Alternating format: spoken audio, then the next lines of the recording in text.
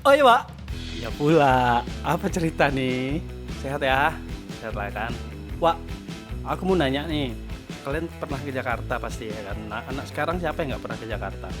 Wak, kalau di Jakarta kalian pernah lihat ada tugu-tugu atau monumen-monumen patung-patung nggak? Tahu nggak kalian patung apa aja? Patung apa Wak? Tuh, selamat datang. Ya selamat lah. Selamat. Ya pula. Monas lah, Monas. Oh Monas pastilah. Kalau awak datang ke Jakarta Monas dulu ya kan? Pula. Monas di sininya Gajah Mada ya nggak sih? Ada apa? Ada patung di Gajah Mada. Ada patungnya bergerak Pak kalau. Ya Monas oke. Selamat datang oke itu buat memperingati menyambut atlet-atlet SEA Games ya, Asian Games ya. Terus apa lagi Pak? Tuh, Tani. Patung Tani, Tugu Perjuangan ya, patung perjuangan ya kan yang pakai topi caping gitu ya kan, yang dia ngasih bekal mamanya ya. Terus ada lagi? Patung Pancoran. Nah, ini dia Wak, di mana tempat si Budi kecil kuyup menggigil. Iya, pula. Ini yang mau aku bahas. Jual Wak. koran ya, Wak? Yang jual koran Wak, kata Bang Iwan ya kan. Ini yang mau kita bahas Wak. Yuk, kita gas langsung ya Wak ya. Tugu Monumen Patung Pancoran. Tugu Monumen. Tugu Patung Pancoran atau Tugu Dirgantara ya, Patung Dirgantara. Yuk, gas masuk para kapal.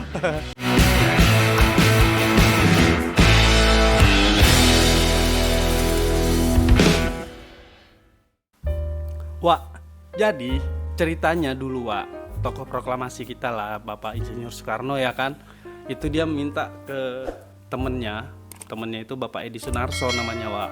Dia bilang, Di, tolonglah kau buatkan, kau kan udah bikin Tugu Selamat Datang ya kan. Siapa duluan? Tugu Selamat Datang apa ini? Selamat Datang ya, Selamat Datang ya, 62 Selamat Datang tuh ya. Dia bilang kan gini, Di, kau kan udah bikin Tugu Selamat Datang, terus Tugu Pembebasan Irian Barat. Sekarang kau bikin lagi satu tugu atau patung di yang monumental, yang hebat untuk memperingati atau untuk menunjukkan kegagahan kita, angkatan udara kita di, coba kau buat di, kata dia gitu ya kan. Kata Bapak Insinyur Soekarno ini ke kawannya itu Bapak Edi Sunarso. Terpikirkan sama Bapak Soekarno tuh. Nah udah kan Pak, kayak mana Pak? Kata Pak Edi nih, aku kan nggak pernah bikin patung dari perunggu, biasanya bikin patung dari batu, kata dia gitu kan. Ya nggak mau tahu lah aku, kata Pak Soekarno nih kan. Pokoknya aku buat lah ya. Intinya kayak gitulah ya kan.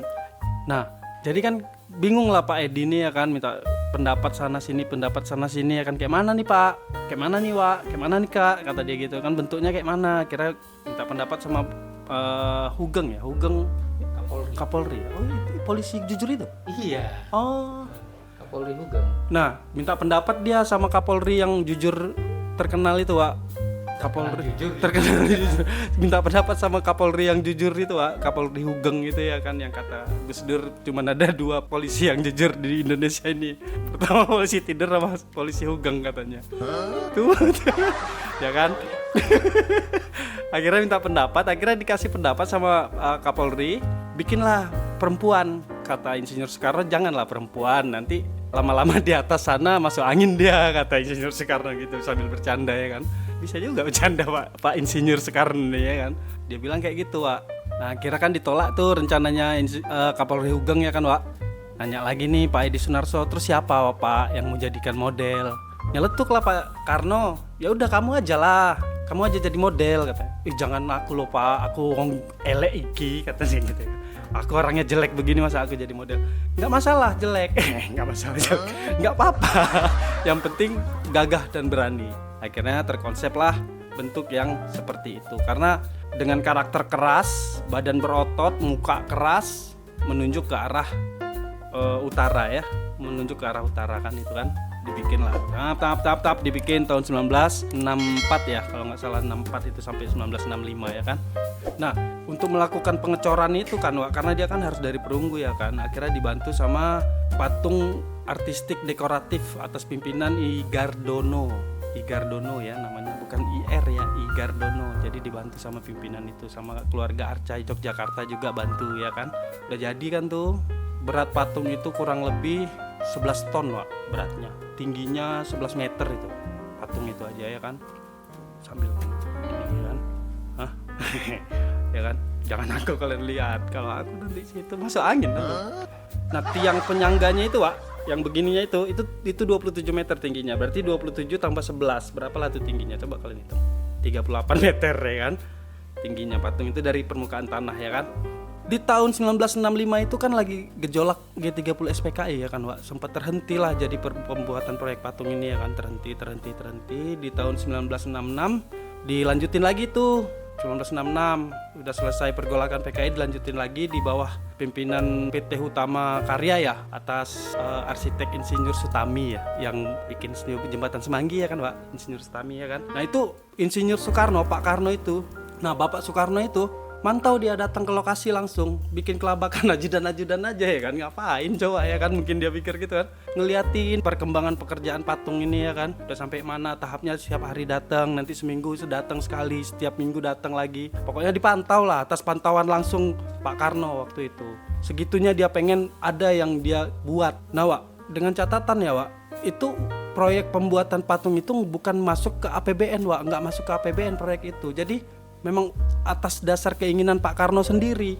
Ada rencana, Edi Sunarso tadi bilang mana dananya Pak, udahlah kau pakai aja dulu yang ada, mungkin gitu ya. Iya Pak, agak gila kata Edi Sunarso. Tapi kayak mana ya kan, namanya presiden yang merintah ya kan, udahlah aku paksakan. Dengan catatan ya Wak, ini nggak ada bantuan BUMN atau negara. Oke ya, kita lanjut. Nah berhenti kan tuh Wak, proses pengerjaannya karena dana nggak ada ya kan. Insinyur Soekarno dengan catatan waktu itu udah lagi nggak menjabat sebagai presiden Wak, waktu itu dia dijadikan tahanan rumah oleh pemerintah Orde Baru ya. Aku nggak ngerti lah itu, nanti kita bahas itu. Ngeri kali nih.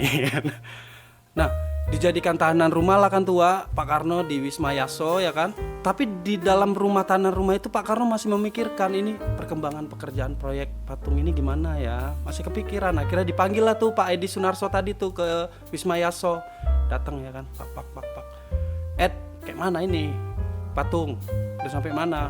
Akhirnya sambil lemas Pak Edi itu bilang, maaf Pak, uangnya habis, aku nggak ada dana lagi, rumahku udah disita bank, kata Pak Edi itu dengan lemas ya kan, dengan apa adanya.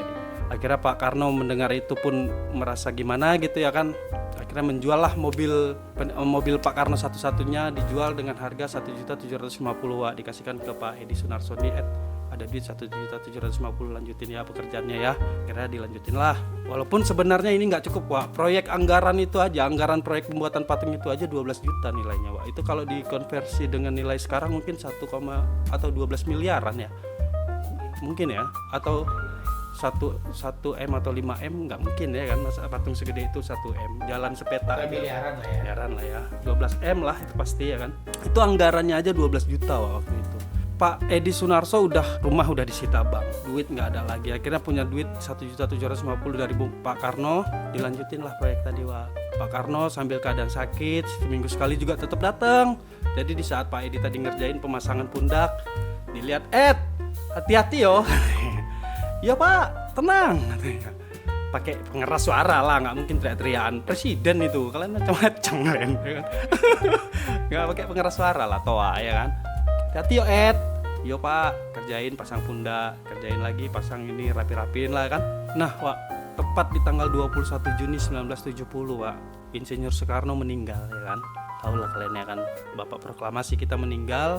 Dan kebetulan Wak, Pak Edi Sunarso tadi itu lagi ada di atas patung Dirgantara, lagi finishing pengerjaan patung tadi Wak, pemasangan patung tadi yang biasanya dihadiri langsung oleh Insinyur Soekarno. Hari itu iring-iringan mobil jenazah Insinyur Soekarno itu lewat tepat di bawah patung Dirgantara, yang dimana di atasnya itu Pak Edi lagi ngerjain finishingnya Wak. Jadi Pak Edi itu nanya, iki siapa yang lewat, ke asistennya mungkin ya kan, Pak Karno meninggal. Langsung di saat itu juga lemes Pak, gitu. Gimana ya, namanya sahabat ya, teman, orang tua mungkin boleh dibilang gitu ya kan, Bapak proklamasi ya, panutan lah, lemas. Saat itu juga langsung turun Pak Edi Sunarso, langsung ikut mengantarkan jenazah Pak Karno ke Blitar. Jadi proyek itu dihentikan selama 3 hari. Jadi setelah dimakamkan, Pak Edi balik lagi melanjutkan pekerjaannya Wak. Jadi sampai sekarang boleh dibilang Pak Karno itu nggak pernah ngelihat finishing hasil akhir proyek itu Wak. Nggak pernah ngelihat hasil akhir gimana itu monumen Wak. Bayangin coba. Pas tanggal 12 Juli 1970 Edi Sunarso tadi menyelesaikan finish lah jadinya bangunan monumen Dirgantara tadi yang kita sebut Tugu Pancoran ya Wak ya. Walaupun dalam artinya belum finish total ya kan, cuman terpasang dengan sempurna. Dengan catatan dulu di ujung tangannya itu ada pesawat, Wak. Cuman kata Pak Karno jangan kayak gitu nanti kayak mainan anak-anak katanya gitu, bisa jadi dicopot lah itu pesawat ya kan, Wak. Jadi boleh dibilang monumen ini banyak cerita semangat ada di situ, ada cerita sedih juga ada di situ ya kan, Wak. Nah, catatan ya, Wak, ya, biaya yang diperlukan itu kan 12 juta, pemerintah membayarkan 5 juta, Insinyur Soekarno membayarkan 1.750.000, berarti hampir dari setengahnya uang itu belum terbayarkan ya, Pak ya. Berarti boleh dibilang tak tahu sampai sekarang siapa yang membiayai, ya Pak Edi lah. Berarti intinya kan gitu ya. Hampir setengah biaya proyek Patung Dirgantara ini adalah Pak Edi ya kan. Ya boleh dibilang gitulah ya kan. Berarti kita boleh berbangga hati, kita boleh berterima kasih yang sebesar-besarnya untuk Bapak Soekarno dan termasuk Pak Edi Sunarso tadi udah mau merelakan asetnya untuk mendirikan satu monumen yang luar biasa. Catatan juga ya, Wak, sampai sekarang Tugu itu nggak pernah diresmikan, Wak, oleh pemerintah manapun. Orde Baru waktu itu nggak meresmikan karena Orde Baru menentang yang berbau-bau Soekarno ya kan. Tahu sendiri lah kalian ya kan kayak gimana ya kan. Nggak perlu ku perjelas lagi, nanti aku tangkap. Ya kan. Berarti sampai sekarang itu monumen nggak punya nama. Ada yang bilang itu monumen Dirgantara, ada yang bilang itu monumen Tugu Pancoran, ada yang bilang itu monumen 7 Up ya karena bentuknya 7 ya kan, pokoknya macam-macam lah. Intinya pemerintah belum meresmikan patung Dirgantara ini sampai sekarang ya kan. Di tahun 2014 akhirnya pemeliharaan patung itu diberikan kepada pemerintah DKI Jakarta. Di 2014 itu dibersihkanlah patung itu ya, Wak ya. Wak, jadi pas tanggal 14 Januari tahun 2016 setelah dirapiin kan 2014 kan, 2016 Bapak Edi Sunarso si pembuat patung ini meninggal dunia, Wak. Dan kebetulan almarhum juga sebelumnya sempat membuat satu buku autobiografi tentang almarhum ya, Wak ya, nanti bisa kalian cari lah itu ya kan. Karena biar gimana pun Pak Edi Sunarso ini adalah pejuang juga, Wak. Dia dulu ikut berjuang di tahun 1947-an ya. Ya, Wak, jadi di balik Tugu Pancoran, di balik monumen Dirgantara ini ada kisah sedihnya, ada kisah perjuangan dan semangatnya, ada kebanggaan kita juga di balik itu ya kan. Aku bangga memiliki patung itu ya. Oke ya, Wak, aku harus nyari koran nih. Udah nggak zaman lagi, aku harus balik ke zaman koran nih.